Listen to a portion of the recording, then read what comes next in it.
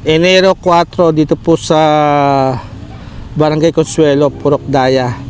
At meron po tayo makakapanayam na isang magsaka. Kuya, magandang hapon. Magandang hapon din po. Ano po pangalan ninyo, kuya? Vincent po. Vincent Rodillas. Rodillas po. Rodillas. Opo. Ayan. Gaano kalawak itong tinatrabaho mong bukid? 9,000 square meter po. 9,000 square meter. Opo. Ano ka rito? Porsyentuhan lang po. Porsyentuhan.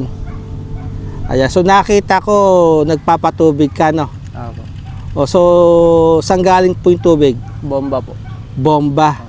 Kailan ba itinanim itong palay mo? December 20 po. December 20. So ilang beses ka nang nagpapatubig? 3 beses po. 3 beses. Ano yun? Puro dipel? Opo. Dipel. Hindi umagos dito yung tubig ng NIA? Hindi po. Oh. Ngayon lamang ba nangyari na hindi ito naagusan ng tubig ng NIA? Ngayon lang po. Oh. Kahit ng mga nakakarang dayatan, kahit pa paano may tubig. Meron pong tubig. O kamusta yung pagpapatubig sa deep well? Magkano gastos? 1,000 po isang araw. 1,000 isang araw. Opo.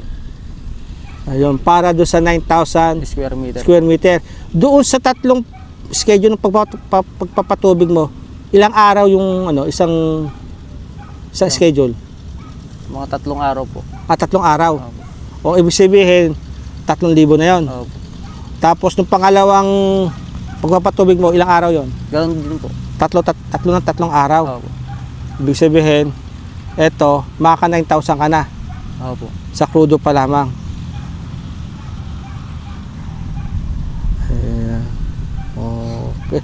So, matagal ka nang nagsasaka, kuya? Mga po, 3 taon. 3 taon. Opo. O, kamusta naman ang pagsasaka? Okay naman po kung hindi po sana natutuyo. Kung di natutuyo. Opo. O, nabibitak na itong Kaya nga itong tubig. lupa. Na lupa. Ba, nahuli ka ba ngayon? O talagang Nauna pa nga po, kaya lang talagang kulang po sa tubig. kulang sa tubig, mabilis matuyo. Opo, mabilis. Ayan. So, kailan ka uulit magpatubig?